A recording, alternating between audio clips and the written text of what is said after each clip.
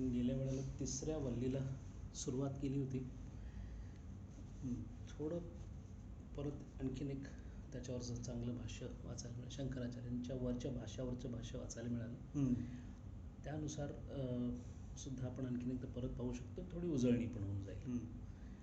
तृतीय वल्लीचा जो मंत्र होता तो तुला अवधारणेन एव मूला अवधारणं वृक्षस्य क्रियते लोके यथा एवं संसारकार्य वृक्ष अवधारणेन तन्मूलस्य ब्राह्मणः स्वरूप अवधिधारयिष्य षष्ठीवल्ल्या आरभ्यते. ही अवतारिक आहे. इथे जे दृष्टांत घेतला आहे त्या दृष्टांतामध्ये अश्वत्थाची मुळं वर आणि झाड खाली असं म्हणण्याचं काय कारण असावं. तर त्याचा असा विचार झालेला आहे की आनंदगिरी महाराजांनी सांगितल्याप्रमाणे जे जे ऊर्ध्व आहे, जे जे मूल आहे आणि जे जे ऊर्ध्व आहे ते ते उत्कृष्ट आहे. आणि ऊर्ध्व जाणे ही संकल्पना आहे. अधोगतीला जाणे हे ॲबेरेशन आहे, हा अपवाद आहे. असा अपवादात्मक संसार वृक्ष तयार झालेला आहे. तो संसार वृक्ष जगतामध्ये जरी दृश्य होत असेल, इंद्रियांना तो जरी गोचर होत असेल, तरी तो मनामध्ये असणारा संसाराचा वृक्ष आहे. जग माझ्या मनामध्ये आहे, माझं मन जगात नाही, हा वेदांतांचा मूळ सिद्धांत आहे. माझ्या अनुभवाला येणाऱ्या प्रत्यक्ष वस्तूचा मला आलेला अनुभव आणि त्याची केलेली मी व्यवस्था याला लोक असं म्हणतात. लोक्यते इति लोकः. अशा अनुभवांच्या विविध पातळीच्या लोकांची रचना माझ्या मनामध्ये जी असते तीच माझं जगताचं स्वरूप असतं. माझ्या मनामध्ये असणाऱ्या माझ्या जगताचं स्वरूप इतरांच्या कोणत्याही जगताच्या स्वरूपाच्या बरोबर असू शकणार नाही, कारण तो इंद्रिय गोचर अनुभव आहे.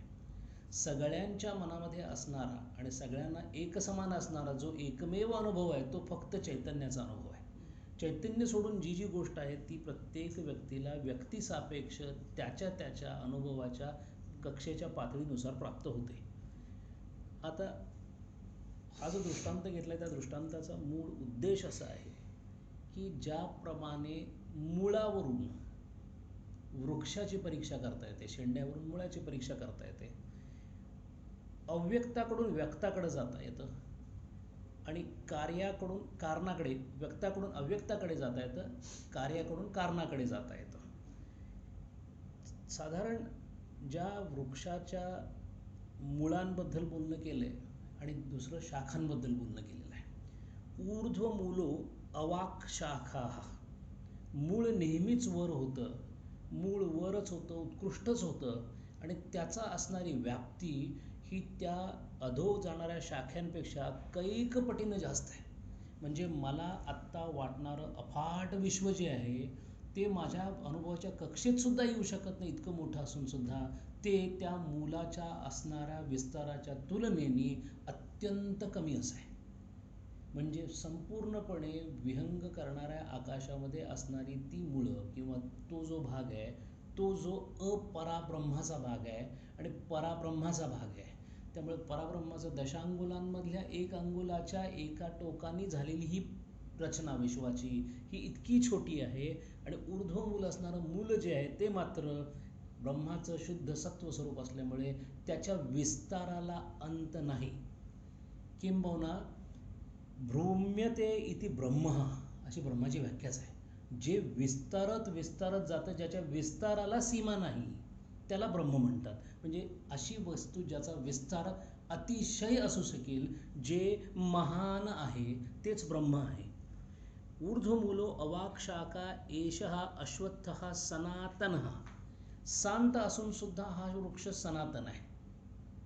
केव्हा जगत झालं केव्हा याचं उत्तर नाही आहे, पण याचं जरी उत्तर नसलं तरी ते आदी नाही आहे, ते अनादी नाही आहे. त्याला कुठे ना कुठेतरी सुरुवात आहे, पण ते इतकं पुराण आहे, इतकं जुनं आहे की ते सनातन अशा पद्धतीने आहे.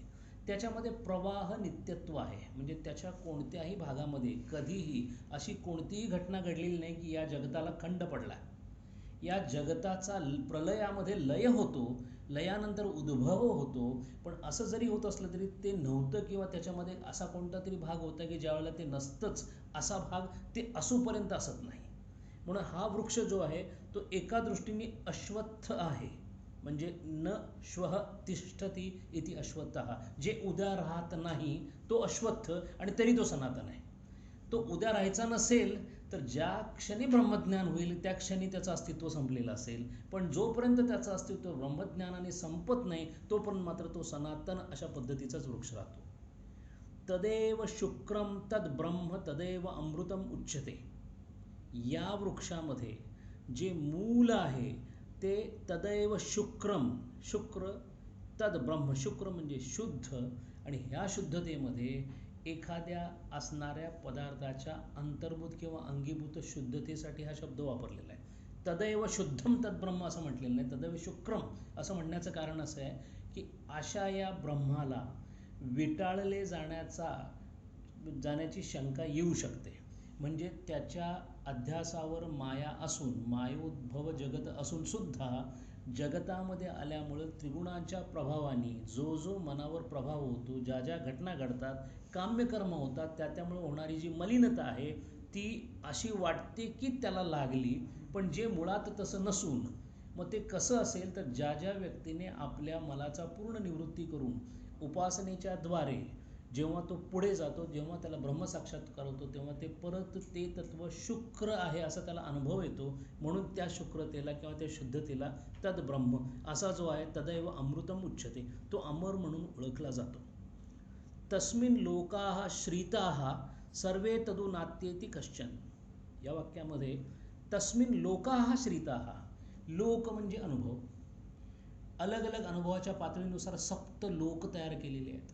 या सप्त लोकांमध्ये म्हणजे माझ्या अनुभवांच्या कक्षेमध्ये येणाऱ्या वेगळ्या वेगळ्या विविध पातळ्या, या सगळ्यांचा श्रिता अश्रिता ह्या सगळ्यांचा आधार जो आहे तो ते ब्रह्मच आहे.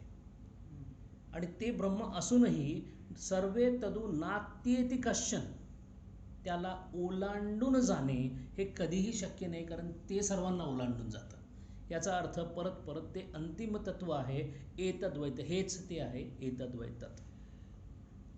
आचार्य याच्यावर असं सांगताना असं म्हणतात, ऊर्ध्वम मूल यत तद विष्णोः परमपदम अस्येती.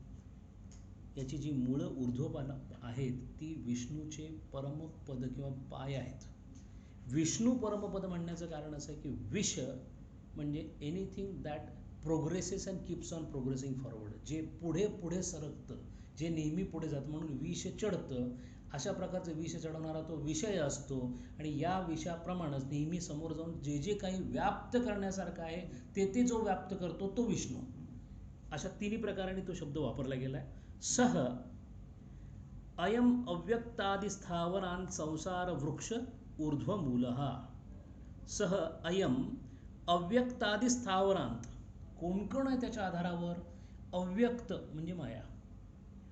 अव्यक्त म्हणण्याचं कारण असं की ती जेव्हा बीजस्वरूपामध्ये असते तेव्हा तिला अव्यक्त म्हणतो. तिथंपासून स्थावरापर्यंत, स्थावरांत म्हणजे ब्रह्मादी स्तंभापर्यंत, मायेच्या आवरणाखाली जे जे तयार झालं मायेला धरून, अव्यक्तापासून स्थावरापर्यंत असा ह्या संसार वृक्षाच्या ऊर्ध्व मूलावर म्हणजे त्या मूलावरच अवलंबून असणारा हा वृक्ष आहे.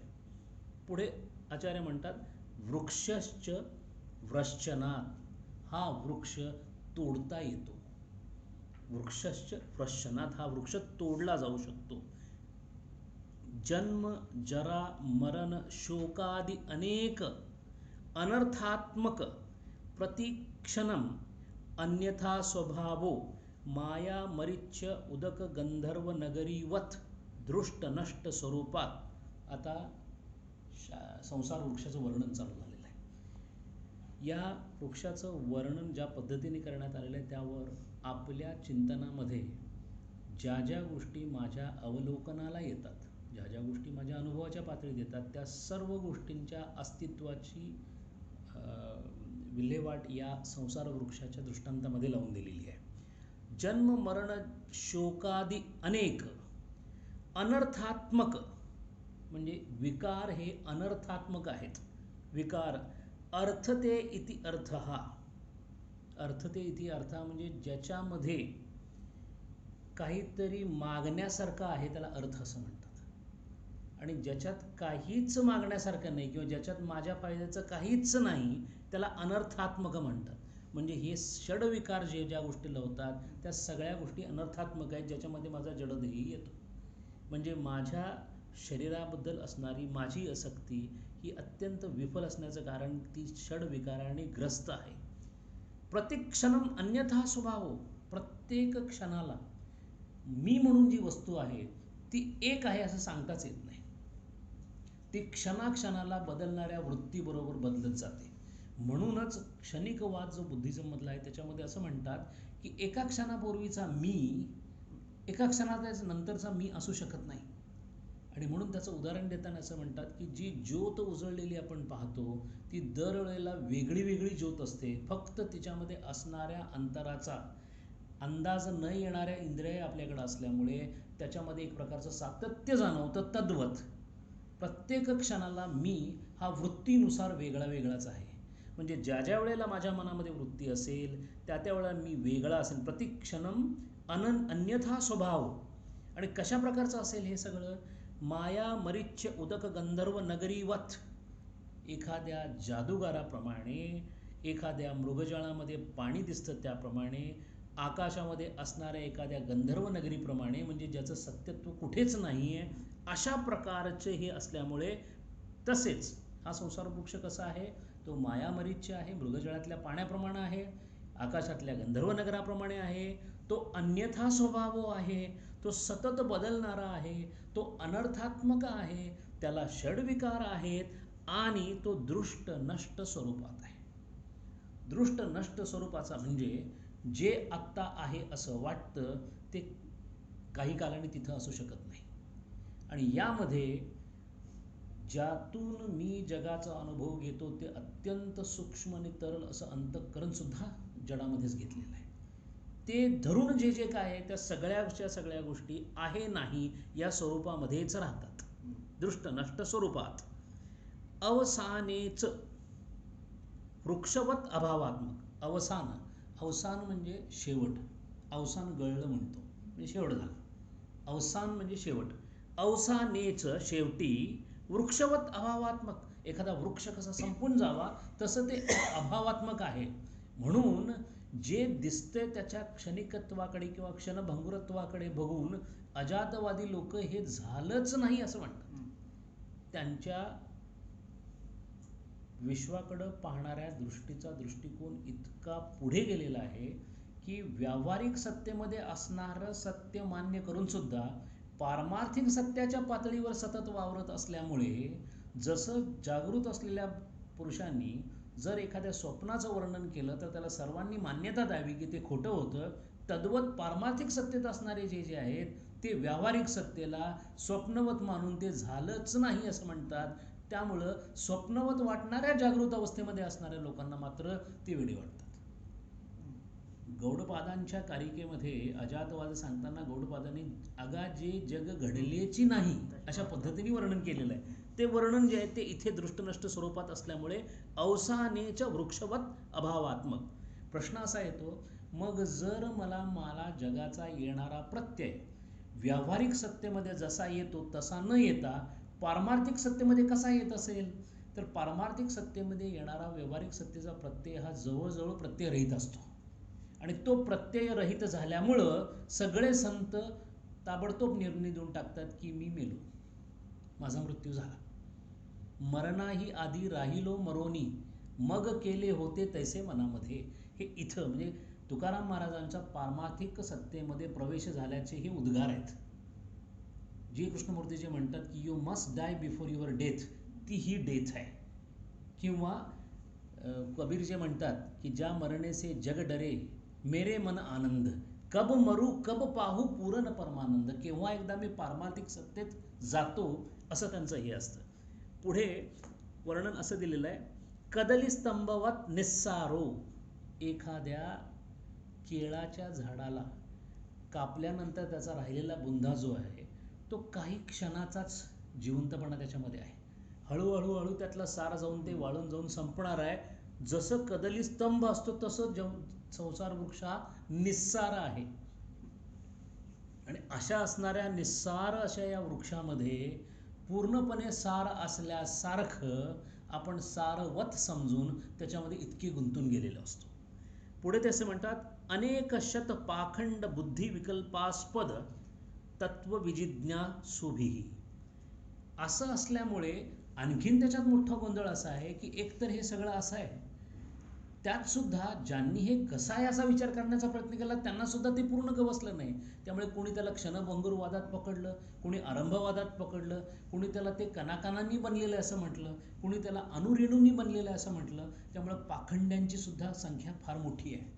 एकतर ते क्षणिक आहे हेच कळत नाही, कळायला जावं तर ते कसं आहे हे चुकीचं सांगणारे भरपूर पाखंडी आहेत. आणि असं असल्यामुळे ज्यांना ज्यांना डॉगमॅटिक, पाखंड म्हणजे जे सत्य आहे ते न माहीत असता सुद्धा जे माहीत आहे ते सत्य समजणारे ते पाखंडी, आणि त्यांचा असणारा आग्रह की माझं मत बरोबर आहे तो त्यांच्या पाखंडाला कारणीभूत होतो. अशा सगळ्यांपेक्षा सुद्धा तत्वविजिज्ञासा सुभिही अनिर्धारित इदम तत्वम. म्हणून एवढे सगळे तत्व जिज्ञासू असून सुद्धा हे तत्व जे आहे इदम तत्व, इदम म्हणजे जे जे हे म्हणता येईल ते, असं हे इदम तत्व अनिर्धारित आहे. अजून त्याच्याबद्दल धारणा झालेली नाही, निर्धार झालेला नाही. फक्त कोणाचा निर्धार झालाय? आचार्य म्हणतात वेदांत निर्धारित, वेदांत निर्धारित परब्रह्म मूल सारो. वेदांलाच फक्त त्याचा निर्धार झालेला आहे. कोणाचा? परब्रह्माच्या त्या मुळाचा. हा जो ऊर्ध्वमूल आहे त्याचा परब्रह्म असा निर्धार फक्त वेदांताला झाला आहे. कारण का? अविद्या काम कर्मो अव्यक्त बीजप्रभावो, या मूळ या विश्वाला, संसार वृक्षाला कारणीभूत असणारं जे मूळ आहे ते वेदांताला सापडलेलं आहे. ते काय आहे? अविद्या. अविद्या झाल्याबरोबर दोन गोष्टींनी अविद्या प्रकट होते, एक काम आणि त्या कामामुळे होणारं कर्म. अविद्या काम कर्म हे एकत्रच येतात. म्हणून आचार्यांच्या भाषेत परत परत ही तीन गोष्टी नेहमी परत एकत्र येतात. अविद्या काम कर्मो अव्यक्त बीजप्रभावो. अव्यक्त म्हणजे कोण? माया. अव्यक्त बीजप्रभावो, मायेच्या प्रभावाखाली अविद्या काम करत असल्यामुळे, म्हणजे जी माया समष्टीसाठी काम करते तीच अविद्या म्हणून व्यष्टीसाठी काम करते. म्हणून अव्यक्त बीजप्रभावो अविद्या काम कर्मा अपरब्रह्म विज्ञान क्रियाशक्तिद्वयात्मक.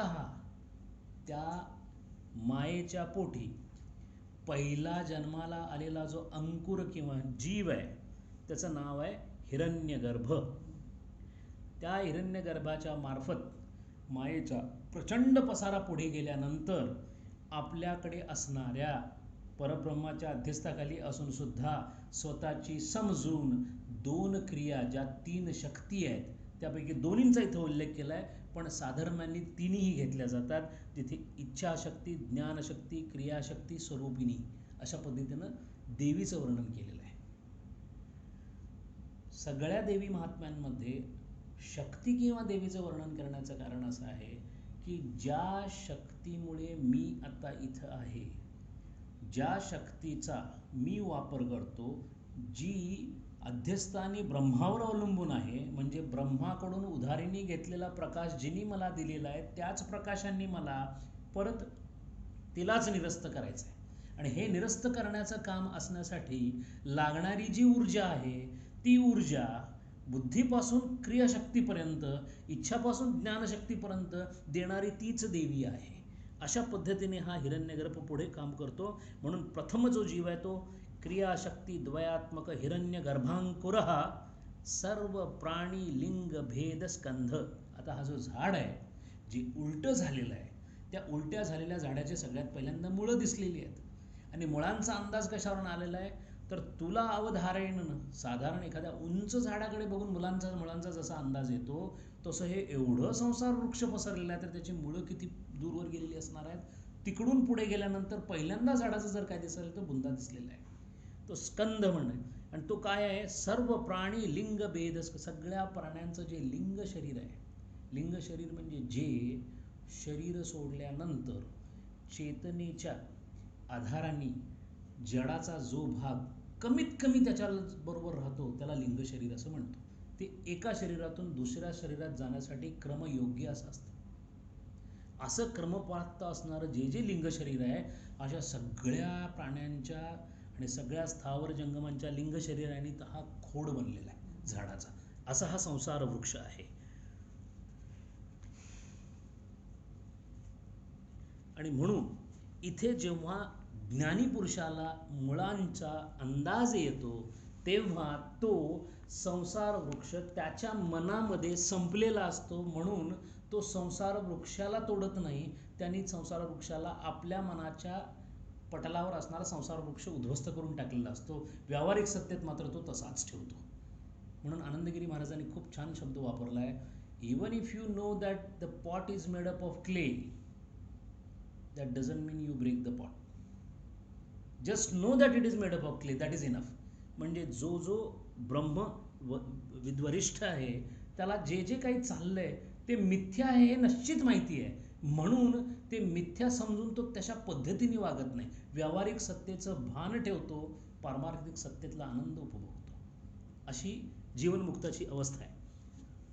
पुढे या वृक्षाचं किती छान वर्णन केलंय पहा. कशाने वाढतो हा वृक्ष? तृष्णा जलावसेको अद्भुत दर्पो.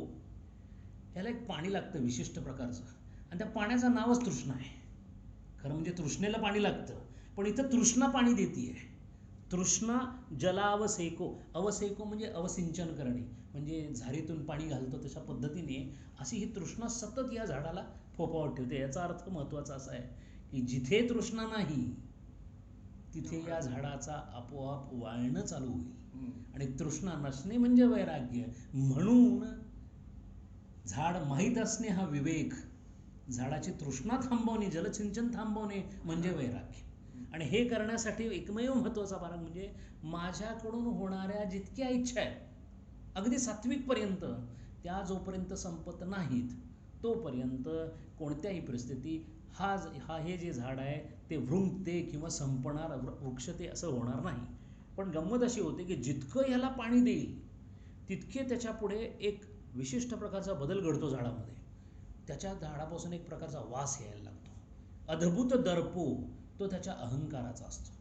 ज्या ज्या झाडाच्या खोडाला तृष्णेचं जल भरपूर मिळालेलं आहे त्या त्या झाडामधून अद्भुत दर्प, ज्याला ब्लोटेड इगो किंवा वाढलेला अहंकार जो आहे त्याचा दर्प मिळतो. गमतीचा भाग असा आहे की हा दर्प जाऊन केवळ झाडाच्या पुष्पांचा दर्प कोणाला येतो? ज्यांनी तृष्णेचं जल बंद केलेलं आहे. त्याचाही उल्लेख पुढे केलेला आहे. आचार्यांच्या भाषामध्ये आचार्यांनी, बहुतेक आचार्यांच्या भाषे फार वृक्ष आहे असं म्हणतात, वृक्ष लिहितात, पण या पर्टिक्युलर कठोपनिषदामध्ये आचार्यांनी आपली कवी प्रतिभासुद्धा इतकी पुढं नेलेली आहे. पुढं ते असं म्हणतात, बुद्धी इंद्रिय विषय प्रवलांकुर. हा इथे प्रवाळ असं म्हणतो. प्रवाळ म्हणजे आपल्याकडे त्या याला म्हणतात, तर ते समुद्री प्रवाळ जे म्हणतो, तर प्रवाळ म्हणजे कोवळं पान, त्याला प्रवाळ असं म्हणतात. प्रवाळ अंकुर ही 3 कोवळी पानं आहेत, बुद्धी इंद्रिय आणि विषय नावाची. ती नेहमी कोवळी असतात पण ती हळूहळू मोठी होतात. कोवळी असतात, नवीन येतात, मोठी होतात. बुद्धी इंद्रिय विषय, बुद्धी इंद्रिय विषय अशी या झाडाला पानं फुटत असतात. म्हणजे या झाडाच्या पानफुटीला महत्त्वाची गोष्ट कोणती आहे? बुद्धी आहे. तिनं जर इंद्रियावर काम केलं आणि विषयांना बरोबर घेतलं की एक नवीन पान फुटतं. कारण झाडांची पानं कमी करायची आहेत. झाड संपवायचं म्हणजे त्याची पानंही कमी करायची आहेत, त्याची फुलंसुद्धा कमी करायची आहेत, त्याची फळं कमी करायची आहेत, त्याच्या खोडाला पाणी मिळणार नाही याची खात्री करायची आहे. आणि अशा पद्धतीने हा झाड संपवायचा आहे. पण त्याच्यासाठी झाड नेमकं आहे हे माहीत असण्यासाठी बुद्धी इंद्रिय विषय प्रवलांकुरहा, श्रुती स्मृती न्याय विद्या उपदेश पलाशो. मोठी पानं कोणती कोणती तिथे? तर श्रुती, स्मृती, न्याय वगैरे जी दर्शन आहेत ती, इतर जगातलं जे ज्ञान आहे ज्याला विद्या म्हणतो आपण, म्हणजे ब्रह्मविद्या नव्हे, जगातलं जे ज्ञान आहे ती विद्या, आणि ज्या ज्या काही आपल्याला उपदेश लावलेले आहेत ही त्या झाडाची पानं आहेत. पलाश म्हणजे पान, ही मोठी पानं आहेत. कोवळी पानं ही 3 आहेत. ही कोवळी म्हणण्याचं कारण म्हणजे जी मोठी पानं आहेत ती एकतर वाढतील किंवा गळून पडतील, त्यांचा पुढं काही होणार नाही. ही जी कोवळी पानं आहेत ती मात्र सतत फुटत राहतात. पुढे ते असं म्हणतात, यज्ञ ज्ञान तप आदी अनेक क्रिया सुपुष्प, याच्यावर फुलं जी लागलेली आहेत ती सुपुष्प आहेत. म्हणजे काहीतरी चांगलं केल्यानंतरच ही फुलं लागतात. आणि ही फुलं कोणती आहेत तर यज्ञ दान, यज्ञात दान करतो ते यज्ञ दान आहे. हे सोडून सुद्धा आपल्या हातून जे दान होतं, दानाचं महत्त्व इथं असं सांगण्याचं कारण असं आहे की मी या समाजाचा घटक असल्यामुळं जर मला माझ्या समाज व्यवस्थेसाठी हा त्यातला व्यावहारिक भाग झाला, पण पारमार्थिक सत्तेतून पाहिल्यानंतर माझा या जगामध्ये कमीत कमी जगाकडून घेऊन जास्तीत जास्त जगाकडे परत देण्याचा जो गुणधर्म आहे त्याला यज्ञ किंवा दान असं म्हणतात. आणि ते आपल्या कर्तव्याचा भाग आहे. आणि तो कर्तव्याचा भाग जो जो करतो, म्हणजे ज्यांनी ज्यांनी अपरिग्रह केलेला आहे, साधू इतना दीजिए जामे कुटुंब समाय, मैं भी भूका ना रहूं साधू न भूका जाय, एवढंच पाहिजे. 2 वेळचं जेवण मला मिळावं, ओसरीखाली आधार मिळावा झोपण्यासाठी, एवढं ज्याचा विचार याच्याकडेच आहे आणि या उपर प्रारब्धावशात त्याच्याकडे जरी संपत्ती आली तरी ती माझी नाही असा ज्याचा जनकासारखा विश्वास असतो आणि जो असं राजपद भोगतो, असा जो आहे त्याच्या संसार वृक्षावर पानापेक्षा फुलं जास्त लागलेली असतात. आणि ती फुलं जास्त झाल्यामुळे हा जो अद्भुत दर्प आहे, कारण त्याचं खोड कमी झालं, तो अहंकाराचा दर्प कमी झाला आणि फुलांचा जो वास आहे तो वाढल्यामुळे अशी व्यक्ती सहसा नेहमी हवी हवीशी वाटायला लागते. कारण तो जिथे जाईल तिथे तिथे त्याच्या सुपुष्पांचा वास पसरत जातो. पुढे या झाडामध्ये रस सुद्धा आहे. कुठला रस आहे तो? सुख दुःख वेदना अनेक रसाह. या झाडामध्ये सुख दुःख, वेदना म्हणजे पेन या अर्थाने नाही, वेदना म्हणजे वद, म्हणजे सुख दुःख सांगणे, वद या धातूवरून आले. सुख दुःख वेदना अनेक रसहा. मग काय होतं की सुख झालं किंवा दुःख झालं की 8 प्रकारचे रस बाहेर येतात. नवरस आहे असं म्हणतात. नाट्यशास्त्राप्रमाणे 8च रस आहेत. 9वा रस हा शांत रस आहे, तो नंतर घातला गेला. किंबहुना भरतमुनींनी 9वा रस न घालण्याचं कारण जेव्हा 8 नसतात तेव्हा जो उरतो तो शांत रस आहे.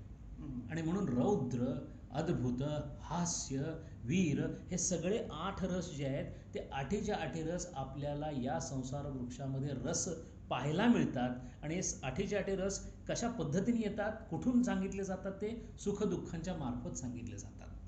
सुख दुःख झाले की 8 प्रकारे या 9 प्रकारे आपला जो काही अनुभव आहे तो प्रत्येकजण व्यक्त करत असतो. प्राण्यः उपजीवः.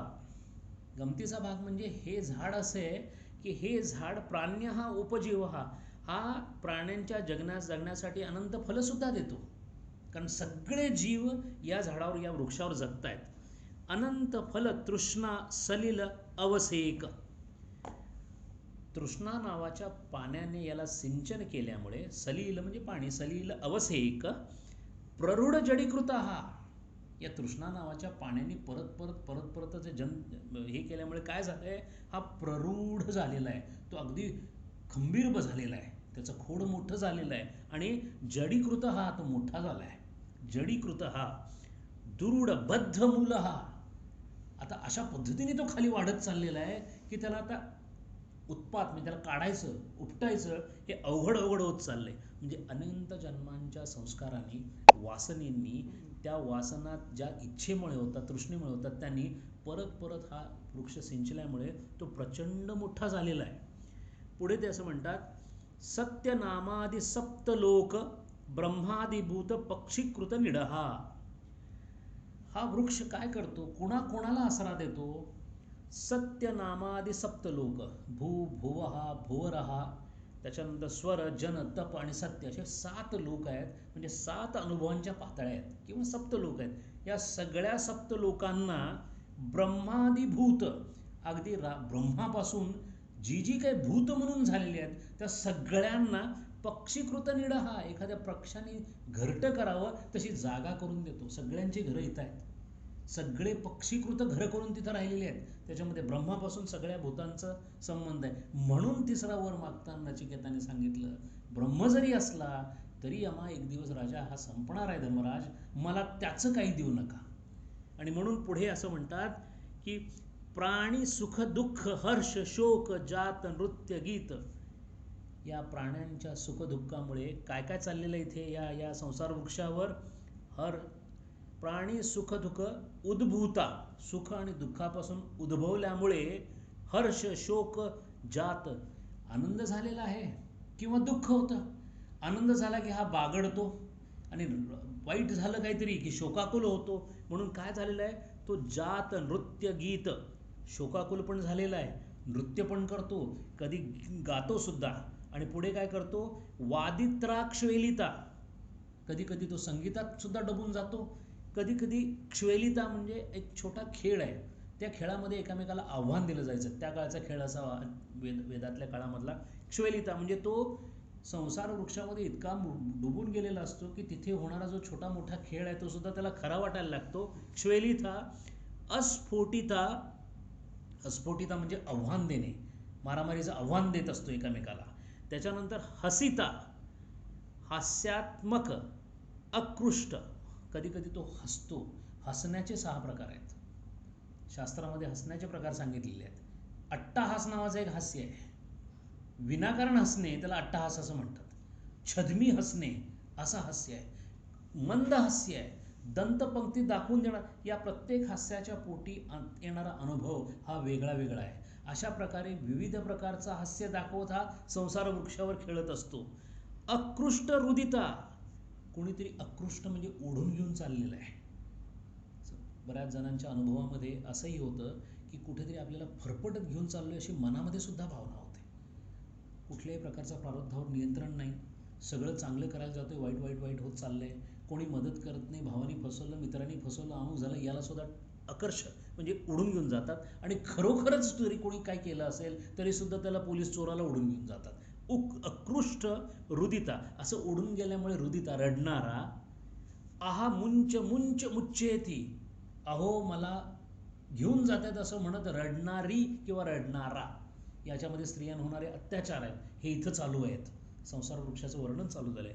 आहा मुंच मुंच, मला सोडा मला सोडा असं म्हणणारे असे अनेक. आधी अनेक शब्द कृत तुमुलीभूत महारवो, एखाद्या प्रचंड अशा रणसंग्रामाचा आवाज यावा मोठा, महारव, अशा पद्धतीने हा संसार वृक्ष क्षणाक्षणाला क्षणाक्षणाला चालू आहे. इतक्या गोष्टी त्या संसार वृक्षामध्ये चालू आहेत. वेदांत विहित, आता असा हा संसार वृक्ष जो आहे की ज्याच्यामध्ये कोणी कोणाला तरी उडून घेऊन जातंय, कोणी गातोय, कोणी नाचतोय, कोणी आव्हान देतोय, कोणी रडतोय, कोणी सात रसामध्ये डुबलेला आहे, कोणी आपल्या तृष्णेने त्या जलाला वाढवतोय, पण त्यातल्या कुणाचंही लक्ष या झाडाची माझा काय संबंध याच्याकडे नाहीये.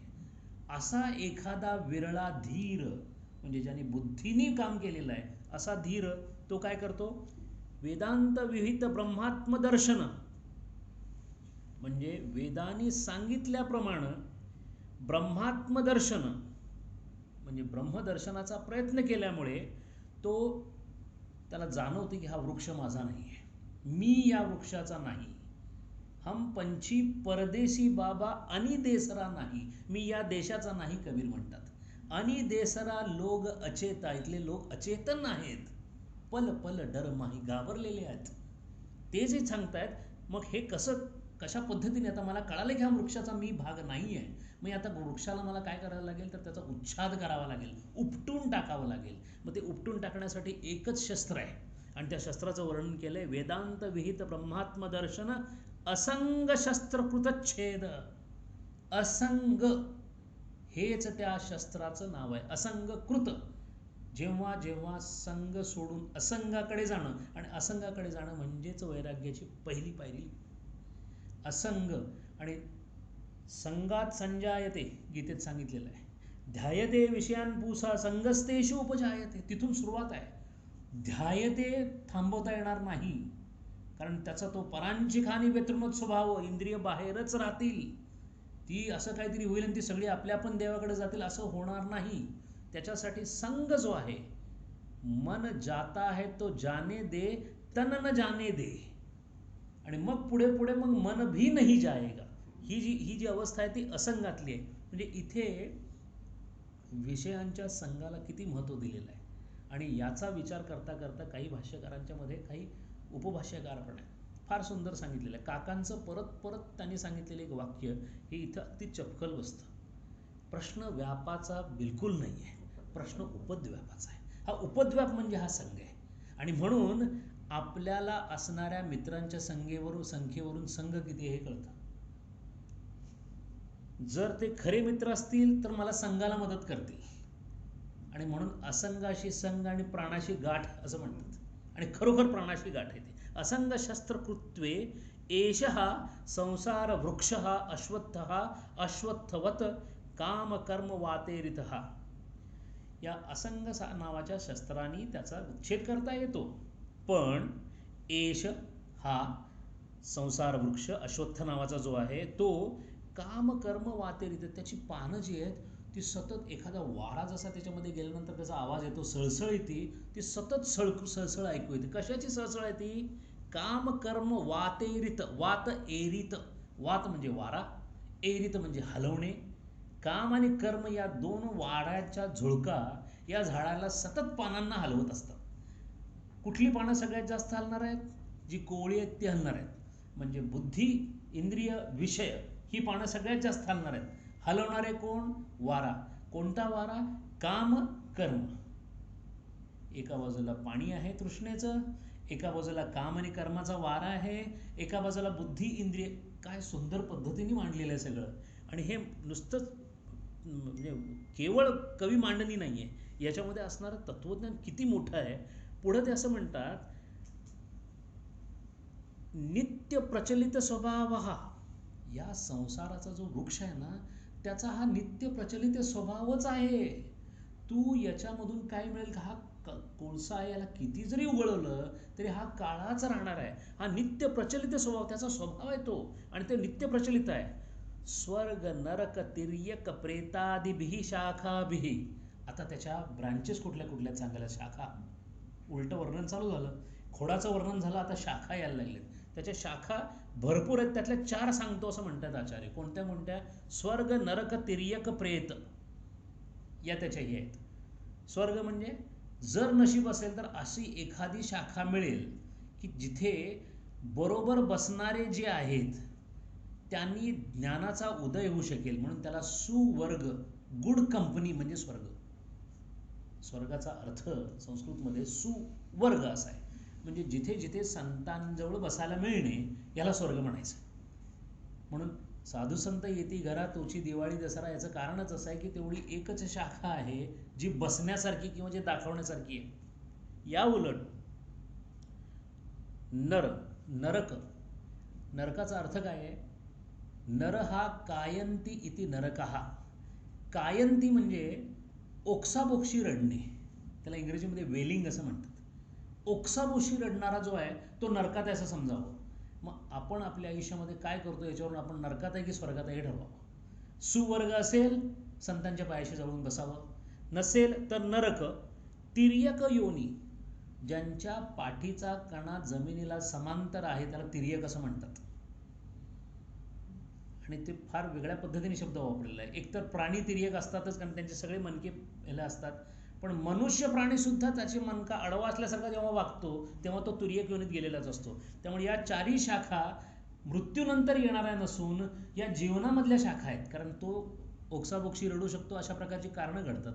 आणि प्रत्येक गोष्टीवर रडणे, काका नेहमी रडण्यावर खूप बोलतात. रडारड, रडणे असं म्हणतात सारखं. त्याचं कारणच तसं आहे की रडणं हा आपला स्थायीभाव असूच शकत नाही. मला जर स्पष्टपणे कळालं की माझ्या कर्मानुसार मला थप्पड बसती आहे, याचा अर्थच असा झाला की मला माहिती आहे मी काय केलेलं आहे. आत्ता मी थप्पड बसावं असं जर काय करत नसेल तरी मला कोणीतरी काहीतरी त्रास देत असेल तर तो माझं कर्म असल्यामुळे ठाईचं बैसोनी करा एकचित्त आवडी अनंत आळवावा. जैसी स्थिती आहे तैशा परी राहे, कौतुक तू पाहे संचिताची. प्रारब्धाचा पूर्ण ज्ञानाचा वसा आत घेतल्यामुळं जे जे काही होतं ते अत्यंत शांत प्रकार. जाऊन मंबाजीला तुकारामांनी मारलेलं नाही, नाथांनी जाऊन कोणालाही मारलेलं नाही. याचं कारण म्हणजे नाथांना निश्चित माहिती होतं की जे चाललंय तो लीलावतारही आहे, तो प्रारब्धाचा भागही आहे. अमेरिकेमध्ये गेल्यानंतर एवढं मोठं भाषण झालं म्हणून माझ्या डायबिटीसची जरा ट्रीटमेंटची व्यवस्था करा असं स्वामी विवेकानंदांनी सांगितल्याचं कुठेही अस्तित्वात नाही आहे. त्यावेळेला सगळ्यात चांगले हॉस्पिटल तिथं होते. आपलं आपलं कार्य करून परत फक्त आले, कारण प्रारब्धावशात जे आलेलं आहे ते मला भोगावंच लागेल याची त्यांना पूर्ण खात्री होती. पुढे ते असं म्हणतात, स्वर्ग नरक तिर्यक प्रेतादिभिही, प्रेत इत्यादी, प्रेत आदी म्हणजे अजून आणखीन काही असतील शाखा त्या सांगितलेल्या नाहीत, पण या 4 शाखा आहेत. शाखाभिही अवाक शाखा, त्या खाली जाणाऱ्या शाखा आहेत. अवाक म्हणजे खाली जाणे. आणि सनातन अनादित्वात, हा वृक्ष असा सनातन अनादी असून चिरम प्रवृत्त, या त्याची जी प्रवृत्ती आहे, या संसार वृक्षाची प्रवृत्ती म्हणजे कोणाची प्रवृत्ती? हा संसार वृक्ष मला केव्हा कळतो? जेव्हा माझं मन त्या संसार वृक्षात असतं. जेव्हा जेव्हा माझं मन त्या संसार वृक्षामध्ये आहे तेव्हा तेव्हा संसार वृक्ष माझ्या मनामध्ये आहे. जर तो माझ्या मनामध्ये असेल तर माझ्या मनामध्ये संसार वृक्ष नावाची वृत्ती उठलेली आहे. म्हणून हा चिरम प्रवृत्त नेहमी असणारा मनामधला हा विषय आहे. आणि नेमका या मनातमधल्या या संसार वृक्षाला असंग करून, वैराग्याचा दीप प्रज्वलित करून, विवेकाची त्याला साथ देऊन त्याला उचकटून टाकणे, उच्छेद करणे हा मुख्य हेतू आहे. पुढे ते असं म्हणतात, यदस्य संसार वृक्षस्य मूलम तदेव शुक्रम शुभ्रम शुद्धम ज्योतिष्मत चैतन्यम आत्मज्योति स्वभावम तदेव ब्रह्म सर्व महत्वात्. या संसार वृक्षाचे मूळ मात्र, ज्याचं आता इतकं मोठं वर्णन केलं, हे सगळं त्याच्या शाखांचं, पानांचं, फुलांचं, फळांचं वर्णन झालं. याची मुळं मात्र जी आहेत, म्हणजे जिथून हा संसार वृक्ष आला, तिचं नाव माया. ती जिथून आली, ज्याच्या अध्यस्थावरती आहे ते ब्रह्म. ते कसं आहे तर ते मात्र तदैव शुक्रम, जीवत्व भाव गेल्यानंतर जे उरतं त्याला शुक्रम असं म्हणतात, शुद्ध. सगळ्या जगामध्ये सगळ्यात जास्त शुद्ध काय? तर जेव्हा देह तादात्म्य संपल्यानंतर जे राहतं ते सगळ्यात शुद्ध आहे. म्हणून त्याला शुक्रम, शुभ्रम, सात्विक आहे, शुभ्रम शुद्धम ज्योतिष्मत चैतन्यम, एखाद्या ज्योतीप्रमाणे सर्व गोष्टींना, सर्व अनुभवांना प्रदीप्त करणारं, ज्याच्या प्रदीपणासाठी कशाचीही गरज नाही अशी जी ज्योती आहे, तदैव ब्रह्म सर्व महत्वात. ते जे ब्रह्म आहे ते महत्वाचं आहे. महत्वाचं म्हणजे मोठं आहे. महत्व म्हणजे मोठं. आणि म्हणून हे शब्द संस्कृतमधून पाहणं का महत्वाचं आहे? आपण कोणाला काय झालं असं विचारतो. कायंती म्हणजे रडणे. रडण्यासारखं काय झालं काय? कसं काय आहे ना ठीक? तर तो म्हणतो ठीक आहे, म्हणजे मग आता काय रडत नाही आहे तो, ते काय तिथून आलेलं आहे. तसंच महत्व, महत्वात म्हणजे जितकं ते जाड, रुंद, विस्तृत आणि त्याच्या विस्ताराला कोणत्याही प्रकारची मर्यादा नाही. तदेव अमृतम अविनाश स्वभावम उच्यते कथ्यते. आणि म्हणून अशा ब्रह्मसाक्षात्कारी पुरुषाला सत्य असणाऱ्या त्या ब्रह्माची अनुभूती झाल्यामुळे अमृत अवस्था लाभते, तो अमर होऊन जातो. ब्रह्मणात इति ब्रह्मः वाचा आरंभणं विकारो नामधेयम अनृतम अन्यत इतो मर्तम. आचार्य म्हणतात, वाचा आरंभणं विकारो नामधेयम, इथे जे अनृत, इथे जे जे काय आहे ते अनृत आहे, म्हणजे अनरियल, खोटं आहे, मिथ्या आहे. इथे जे जे काय आहे ते मिथ्या आणि खोटं याच्यातला फरक इतकाच आहे की मिथ्या हे संदर्भरहित खोटं आहे. पारमार्थिक सत्तेमध्ये व्यावहारिक सत्ता खोटी वाटते, त्यामुळं व्यावहारिक सत्ता ही मिथ्या आहे. पण व्यावहारिक सत्तेमध्ये तिला सत्यता आहे. म्हणजे जी एका सत्यतेमध्ये सत्य असते, दुसऱ्या सत्यतेमध्ये त्याचा बाध होतो, त्याला मिथ्या असं म्हणतात. म्हणून ब्रह्मम सत्यन, जगन खोटं नाही, मिथ्या. मिथ्या म्हणजे ते जोपर्यंत जगतात आहे तोपर्यंत आहे, जगतात नसेल तर ते नाही. म्हणजे याचाच अर्थ, ज्याला त्याचा अनुभव येतो तो ज्या जगामध्ये आहे, ज्या सत्तेमध्ये आहे, प्रातिभासिक सत्तेत असेल तर जागृत अवस्थेत जे बाध करते, जागृत अवस्थेत असेल तर त्याचा बाध तुर्यावस्था करते. आणि म्हणून जो पारमार्थिक सत्तेत आहे त्याचा व्यावहारिक सत्तेचा बाध जोपर्यंत त्या सत्तेत आहे तोपर्यंत झालेला असतो. म्हणून तो मात्र असं म्हणतो, हे अनृत मैथुनीकृत असं त्याचं वर्णन आहे. म्हणजे पुरुष आणि प्रकृती यांचं दोघांचं हे इथं झालेलं मिलन आहे ते अनृत आहे, अनरियल. व्यावहारिक सत्तेत ते झालेलं आहे, पारमार्थिक सत्तेत हे लग्न झालेलंच नाही आहे, असं जे अनृतम आहे.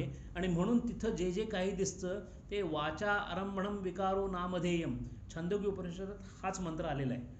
तिथे सुद्धा वाचा आरंभणम विकारो नामधेयम म्हटलंय. म्हणजे जे जे काही होतं जगामध्ये तो फक्त वाचा आरंभणम शब्दांचा खेळ आहे. नामधेयम फक्त शब्द सांगायचे म्हणून नामरूपात्मक झालेला सगळा खेळ आहे. जितकं जितकं आत्ता झालं, जितकं जितकं होत आहे आणि जितकं जितकं होईल तो फक्त नामरूपांचाच खेळ राहील, कारण तेच जगताचं स्वरूप आहे असं आचार्य म्हणतात. अन्यथा इतो मर्त्यम, इथे जर ते ब्रह्म सोडलं तर जे जे काही आहे ते सगळं मर्त्यच आहे. अन्यथा इतो मर्त्यम तस्मिन् परमार्थ सत्ये ब्रह्माणि लोका गंधर्वनगर मरीच उदक माया समहा परमार्थ दर्शन अभावः अवगमनः. ज्याला अविद्येच्या पोटी ज्ञानाची शक्यता नसल्यामुळे परमार्थाच्या दर्शनाचा अभाव होतो, म्हणजे ज्याला ब्रह्म साक्षात्काराचा प्रसाद मिळत नाही, त्याला मात्र हे गंधर्वनगर, हे वाळवंटामध्ये असणारं पाणी मरीच उदक, हे माया सर्व सत्यच वाटते. आणि म्हणून श्रिता अश्रिता सर्व समस्ता उत्पत्ती स्थिती लयेषु, जो खरा भाग आहे, जे श्रित आहेत, जे अश्रित आहेत, म्हणजे जे स्थावर आहेत, जे जंगम आहेत, किंवा जे ब्रह्मादी स्तंभापर्यंत, ब्रह्मापासून गवताच्या पात्यापर्यंत ज्याच्या समष्टीच्या उत्पत्ती आणि स्थिती आणि लयाचा जो आधार आहे, त्याचं दर्शन न झाल्यामुळे इथे असणाऱ्या प्रत्येक गोष्टीबद्दल त्याला सत्यता वाटते असं आचार्य म्हणतात. पुढे ते म्हणतात तदु तद ब्रह्म नात्येति न अतिवर्तते मृदादिम इव घटाधिकार्यम.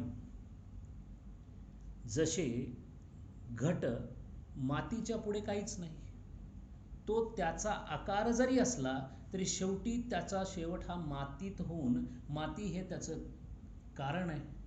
तद्वत सर्व गोष्टींचे उपादान आणि निमित्त असे दोन्ही कारण ब्रह्म असल्यामुळे कोणत्याही परिस्थितीमध्ये तद ब्रह्म नात्येति, त्याच्या पलीकडे जाताच येत नाही.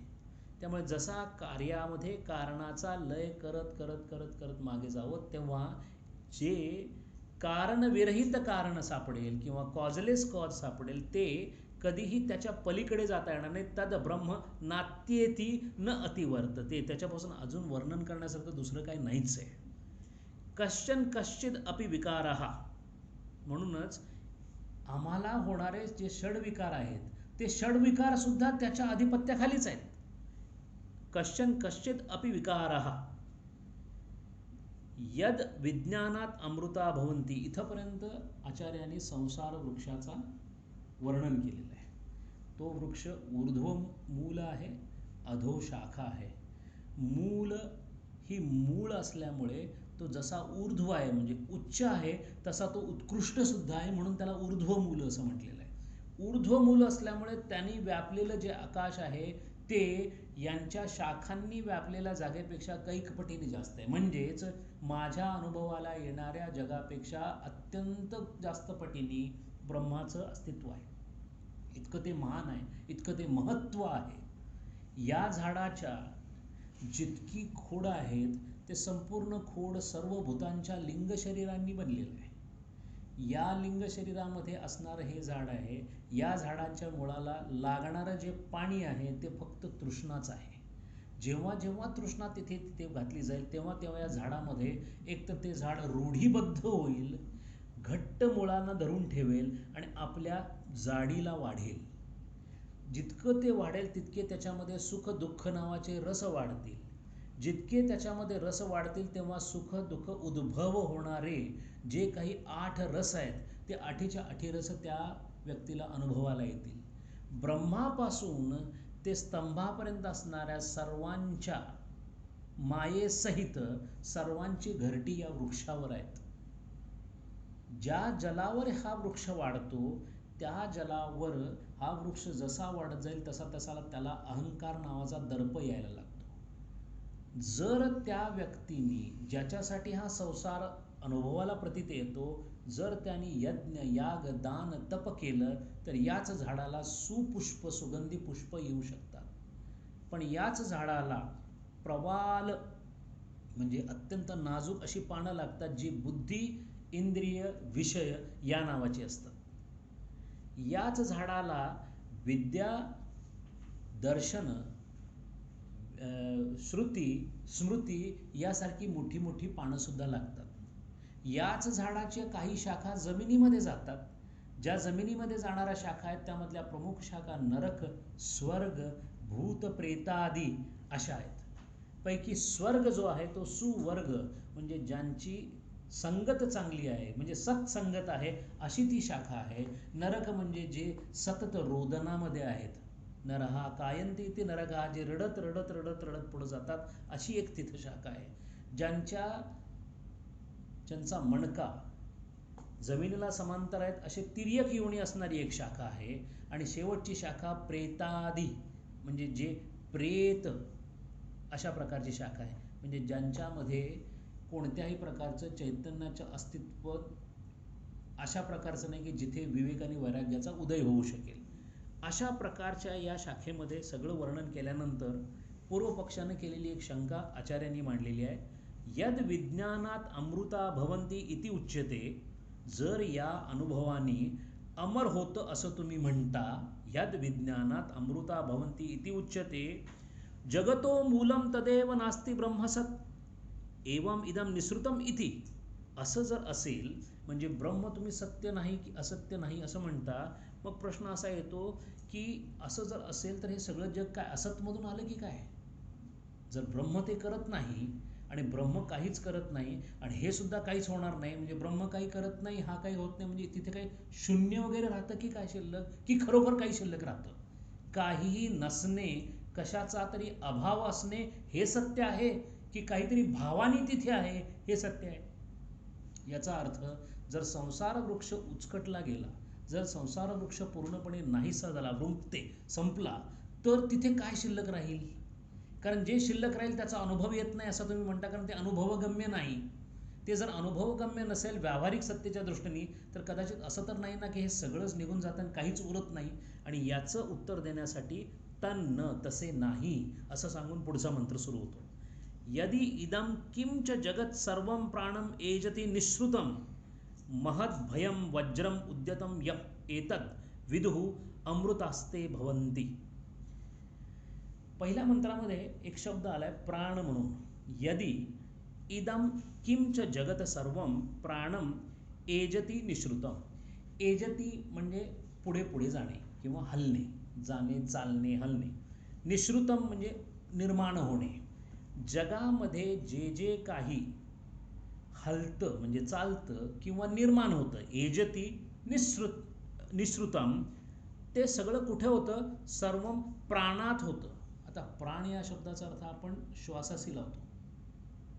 म्हणून इथे उपनिषदांमध्ये आलेल्या शब्दांचा अर्थ नेमका काय घ्यायचा याच्यासाठी आचार्यांनी इथे ब्रह्मसूत्राचा आधार घेतला. उपनिषदांमध्ये न लागणाऱ्या शब्दांचा नेमका अर्थ लावण्यासाठी ब्रह्मसूत्राचा उपयोग होतो. आणि इथे ब्रह्मसूत्रामध्ये कंपनाधिकरण नावाचं एक प्रकरण आहे. त्या कंपनाधिकरणामध्ये हा प्राण इथं जो सांगितला आहे तो प्राण नसून ब्रह्म आहे असं सांगितलेलं आहे.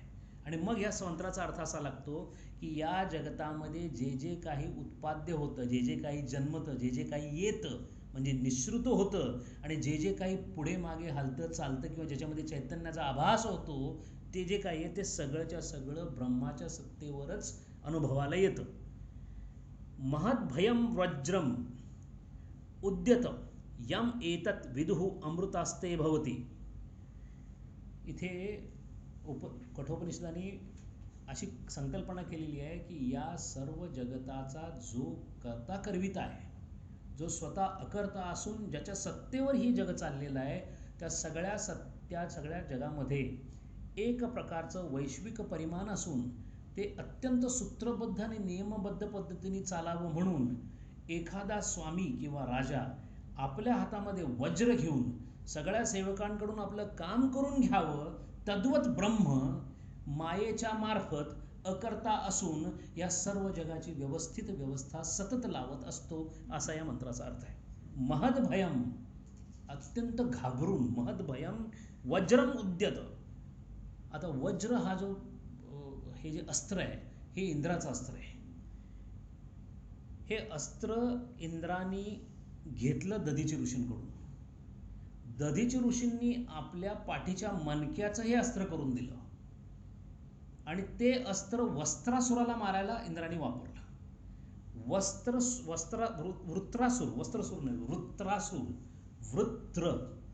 वृत्र म्हणजे आवरण.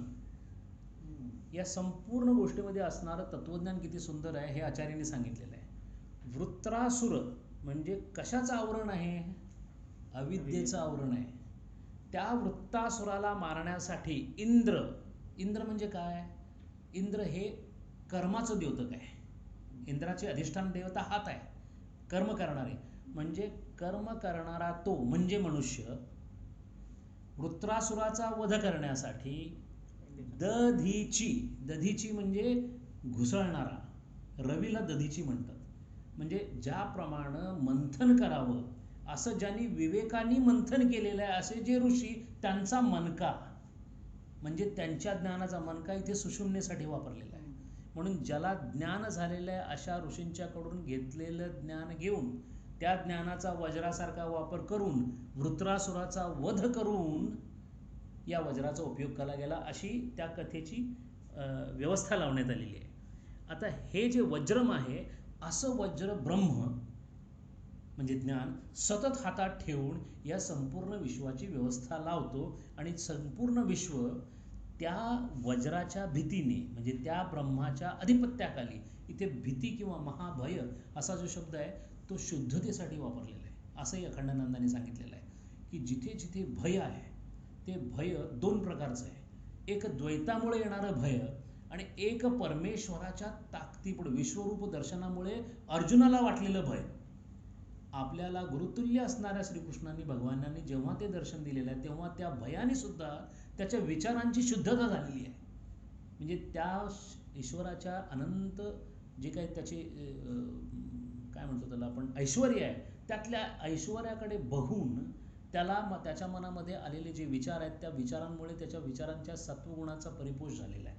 अशा प्रकारे भयातून सुद्धा शुद्धी होते. म्हणून हे जे महाभय आहे, जर भयाने शुद्धी होत असेल तर त्यातलं जे महाभय ते ब्रह्माच्या अस्तित्वाचं आहे. म्हणून अशा महद्भयम वज्रम उद्यत म्हणजे हातात घेतलेलं असं त्या ब्रह्माने घेतल्यामुळे हे सर्व काही चाललेलं आहे. आणि हे ज्याला कळतं एतत् विदुः, हे ज्याला कळतं अमृतास्ते भवन्ति. कारण त्याला ब्रह्म हा संसार वृक्ष माया या सगळ्यांची व्यवस्था व्यवस्थित कळल्यामुळे तो अमृतत्वाकडे वाटचाल करण्यासाठी मोकळा होतो.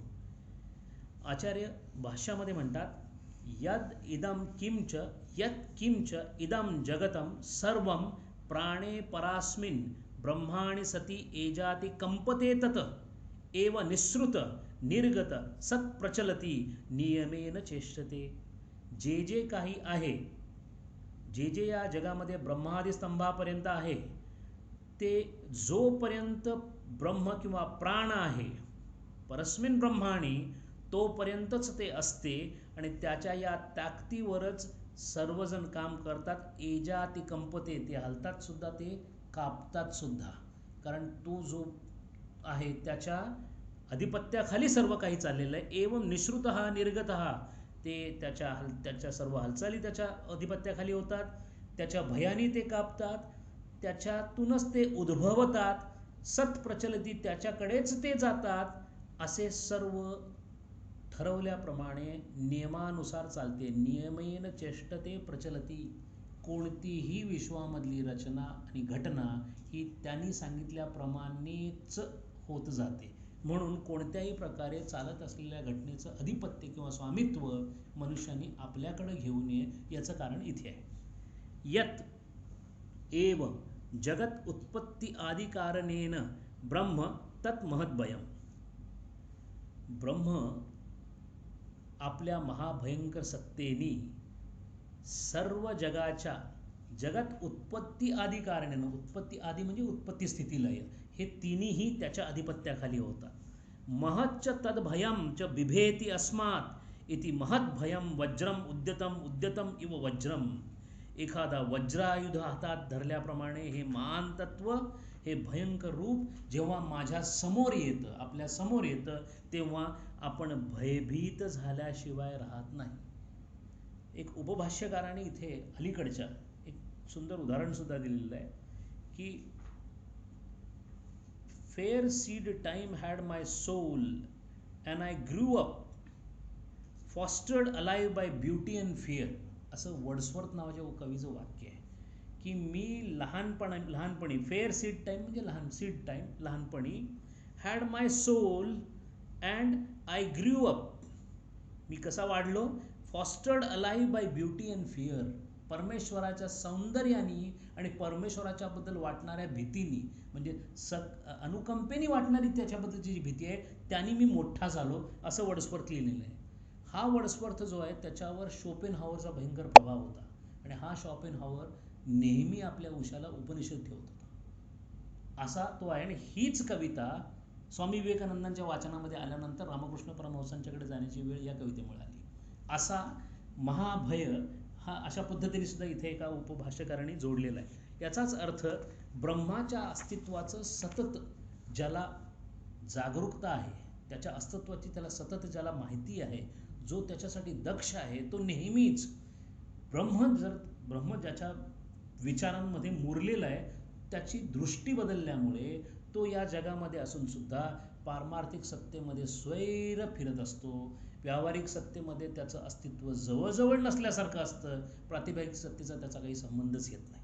म्हणून तुर्यावस्थेमध्ये राहणारे जे आहेत त्यांचा उन्मनी, कारण मनाचं उत्थान झालेलं असतं. मनाचं उत्थान म्हणजे संसार वृक्षाचा नाश, आणि संसार वृक्षाचा नाश झाल्यामुळे उन्मनी अवस्थेत असणारे ते म्हणजे ज्या मनामध्ये हे जे पाणी घालणारी तृष्णा किंवा इच्छा नाही आहे, असं निरीच्छ मन जे आहे त्याला अमन असं सुद्धा म्हणतात. अशा अमनामध्ये व्यावहारिक सत्तेमध्ये राहत असल्यामुळे ज्या ज्या काही वृत्ती उठतात त्या त्याच्या नसून परमेश्वराच्याच असतात. म्हणून त्याच्यातून होणारं प्रत्येक कार्य जे आहे ते विधिलिखित आणि परमेश्वराचंच कार्य घडत राहतं. म्हणून तुका म्हणे आता उरलो उपकारापुरता याची त्यांना पूर्ण खात्री झाल्यामुळं केवळ परमेश्वराचा आदेश म्हणून प्रारब्ध संपूपर्यंत लोकसंग्रहाकरता उपकाराकरता मी जिवंत आहे असं तुकाराम महाराज म्हणतात.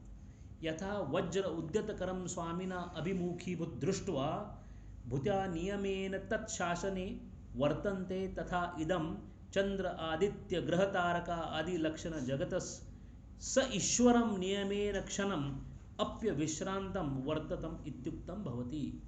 आचार्य सांगतात की इथं काय सांगितलेलं आहे या मंत्रामध्ये? यथा वज्र उद्यतकरम, जसे हातामध्ये एखादं वज्र घेऊन उंच धरून येणारं यावं तसं ते ब्रह्म आमच्या समोर येतं आणि ते काय करतं? भृत्या नियमेन, भृत्य म्हणजे नोकर, हे सगळे जे आहेत ते त्याचे नोकर आहेत, याचाच अर्थ त्याच्या आधिपत्याखाली सर्व चालतं. तत्शासने वर्तनते, त्याच्या नियमानेच वागावं लागतं. तत्शासने, त्याचाच नियम आहे कर्मविपाक, त्यांनी घालून दिल्याने नाही त्याप्रमाणेच वागावं लागेल त्याला. कोणी म्हणजे त्याचा अर्थ त्याच्या आधिपत्याखाली होत असणाऱ्या मायेच्या द्वारे जरी झाल्या तरी सर्व गोष्टींचे जे नियम आहे ते तसेच्या तसे पाळलेच जातात.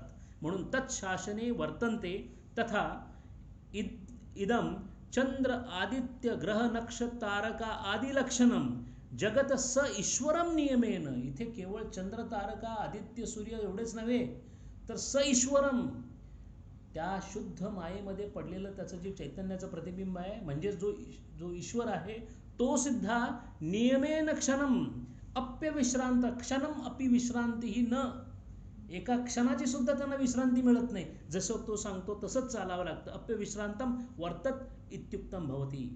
म्हणजे ईश्वर सुद्धा ज्या नियमाने बांधला गेला आहे तिथे त्या मनुष्याचा काय पाड आहे? याचाच अर्थ असा आहे, य एतत् विदुः, असा जो जाणतो, य एतत् विदुः स्व आत्मप्रवृत्ती साक्षीभूतम एकम ब्रह्म अमृत अमरण धर्मानः भवन्ति. असा जो आहे त्याच्या कर्मामध्ये, त्याच्या वृत्तीमध्ये, त्याच्या विचारांमध्ये हा विचार सतत ज्योतीप्रमाणे तेवत राहिल्यामुळे तो आपल्या आत्मस्वरूपामध्ये ब्रह्मस्वरूपाची विलीनता पाहून आत्मब्रह्मैक्य याची अनुभूती घेतल्यामुळे तो अमरण धर्मानः, त्याला न मरण्याचा धर्म प्राप्त होतो. म्हणजेच तो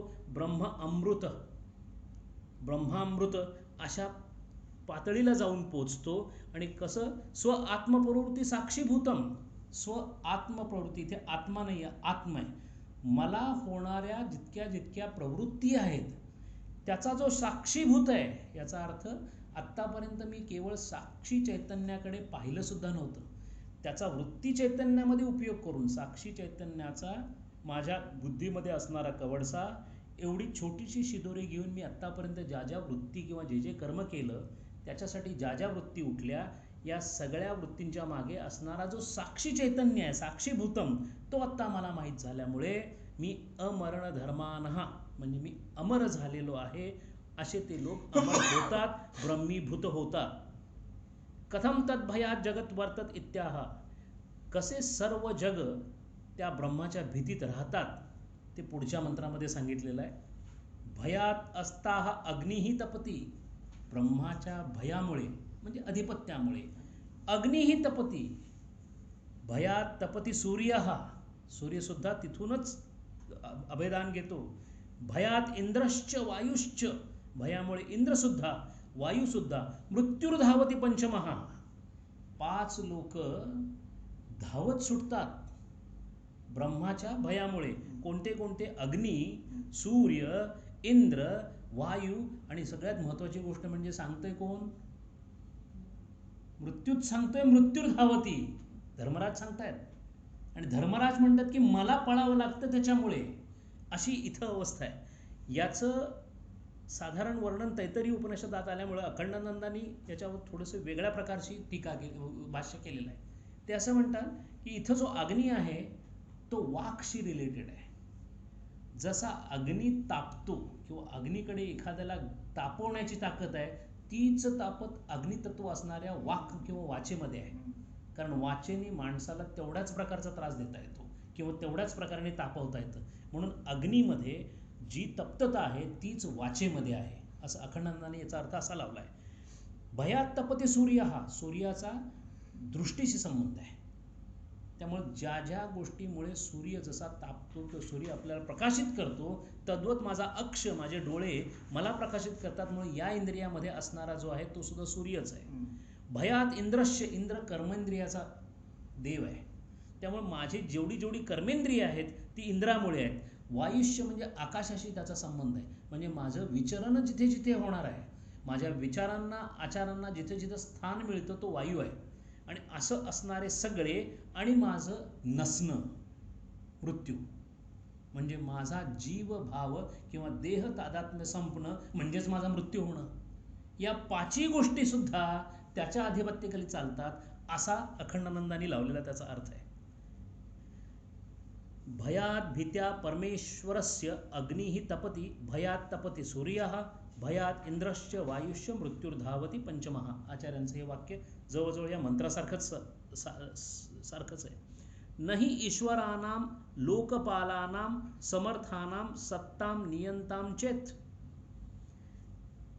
हा ईश्वर नावाचा जो लोकपाल आहे, ज्याच्या नियंत्रणाखाली हे संपूर्ण विश्व दिलं गेलेलं आहे, नाही ईश्वरानां लोकपालानां समर्थ, तो समर्थ जरी असला तरी समर्थानां सत्ता नियंतां चेत वज्र उद्यत करवत नस्यात.